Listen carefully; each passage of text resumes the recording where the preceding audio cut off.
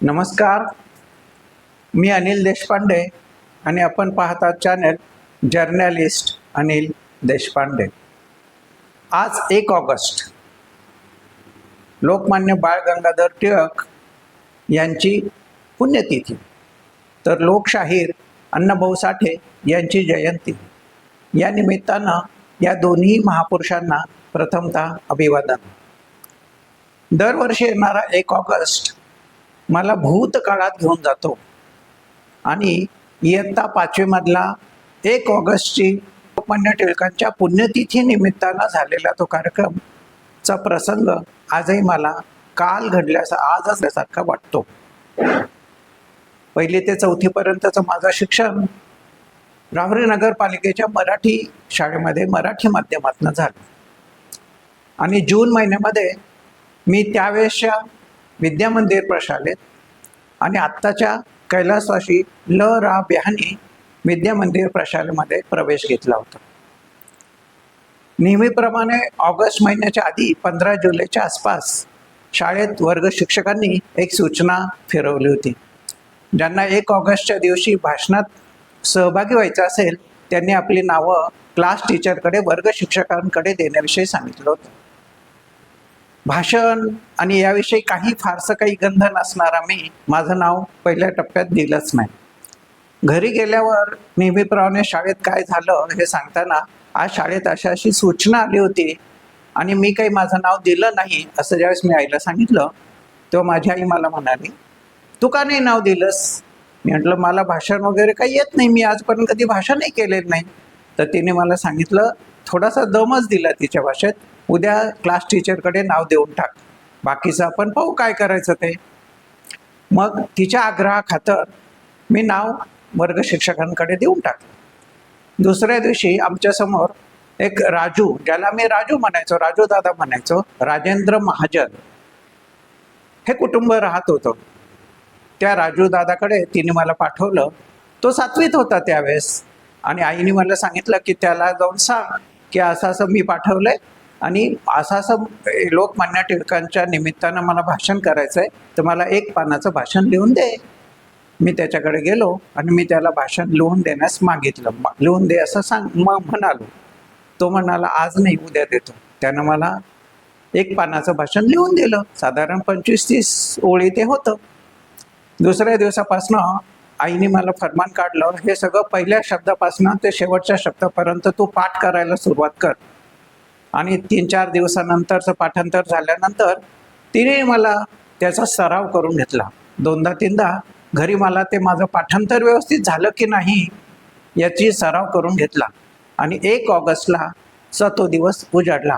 राजूदादांनी मला खूप सूचनाही केल्या होत्या की समोरचे विद्यार्थी खूप हसतील, टाळ्या वाजवतील, त्या कोणाकडे ते बघायचं नाही बरं का, सरळ लांबवर नजर द्यायची, कारण तू जर त्या मुलांकडे बघितलास तर तू घाबरशील आणि तुला भाषण करायला जमणार नाही असं त्या राजूने सांगितलं. तो स्वतःही एक चांगला वक्ता होता, त्यानं देखील या स्पर्धेत भाग घेतलेला होता. झालं, तो दिवस उजाडला आणि माझ्या मनात धाकधूक, आधीच खूप सूचना मिळालेल्या असल्यामुळे माझ्या मनात धाकधूक होती आणि प्रश्नचिन्हच होता की आपल्याला भाषण करायला जमेल का. माझं पाठांतर तर एकदम व्यवस्थित झालेलं होतं आणि माझा 15वा नंबर होता, 15वा-16वा नंबर होता. माझ्या आधी जी 2 मुलं, त्याच्या आधी माझ्या जी 14-15 मुलं भाषणाला आली होती त्यापैकी कुणीही त्यांना दिलेल्या वेळेचं भाषण पूर्ण करू शकलं नाही.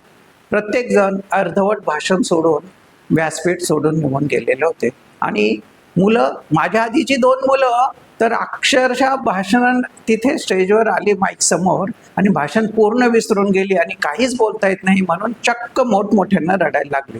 ते रडत होते पण समोरचे विद्यार्थी मात्र त्यांना हसत होते. या सगळ्याच प्रसंगाचं माझ्यावरती तर खूप दडपण आलं, कारण माझाच एक मित्र असा रडणाऱ्यांमध्ये होता आणि माझं नाव पुकारलं गेलं. मी थोडंसं घाबरतच त्या माईक समोर आलो आणि अध्यक्ष महोदय महादय गुरुजन वर्ग आणि असं म्हणून मी माझ्या भाषणाला सुरुवात केली.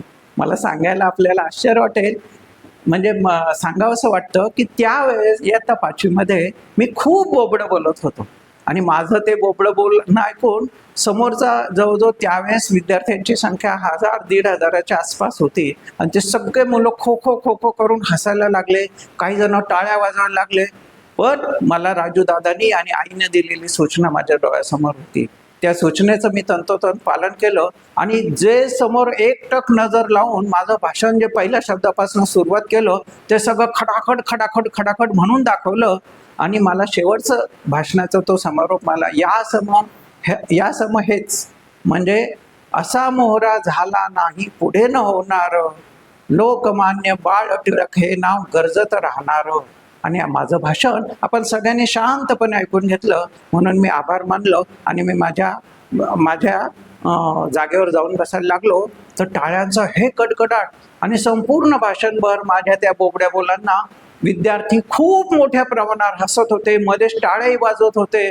पण मी या कुठल्याही गोष्टीचं दडपण घेतलं नाही आणि भाषण केलं. मी माझ्या जागेवर गेलो आणि या भाषणानं मला माझं पहिलं बक्षिसाचं प्रमाणपत्र मिळवून दिलं. आजही मला नंतर वेगवेगळ्या विषयाच्या निमित्तानं वेगवेगळ्या ठिकाणी खूप वेळा भाषण करायला जाण्याची संधी मिळाली. अनेक वेगवेगळ्या विषयावर मी खास अभ्यास करून दीड तासाची भाषणं देखील केली. असं जरी असलं ना तरी आजही मला ते माझं 5वीतलं भाषण माझ्या डोळ्यासमोरचा तो प्रसंग माझ्या डोळ्यासमोर तसाचे तसा दरवर्षी 1 ऑगस्टला तरळत असतो. त्याचं कारण असं मित्रांनो की माझी आई फार कदाचित शिकली नसेल, तिनं कदाचित कोणत्याही सभेसमोर भाषणही केलं नसेल, वर्गातही फार भाषण दिलं नसेल. पण आपल्या मुलाला चांगलं बोलता आलं पाहिजे, आपल्या मुलाला सभाधारिष्ट आलं पाहिजे, आपल्या मुलाला 4 लोकांसमोर व्यवस्थितपणे सभाधीटपणा आला पाहिजे. या तिच्या प्रयत्नाला माझ्या मनामध्ये अंकुराचं बीजारोपण या माझ्या पहिल्या भाषणानं माझ्या आईकडनं आणि त्या राजू महाजनकडनं झालं होतं. या भाषणानं जे माझे बोबडे बोल होते, कालांतरानं माझं बोबडे बोल पुढे कमी झाले, पण या बोबड्या बोलातल्या या माझ्या भाषणानं ज्यानं मला खूप टाळ्या दिल्या, खूप हास्य दिले, पण त्याचबरोबर या माझ्या पहिल्या भाषणानं माझ्यातला एक आत्मविश्वासाचं बीज जागृत केलं. आत्मविश्वास माझ्यातला जागा झाला की हो, यू कॅन डू, आपण भाषण करू शकतो. हा आत्मविश्वास माझ्या मनामध्ये निर्माण झाला आणि हे निर्माण करण्यासाठी ते प्रयत्न करणारी माझी आई ही माझ्यासमोर येते. आणि म्हणून मला असं वाटतं की माझ्या आईनं तो प्रयत्न केला नसता तर कदाचित आज मी तुमच्यासमोर असं काही बोलू पण शकलो नसतो.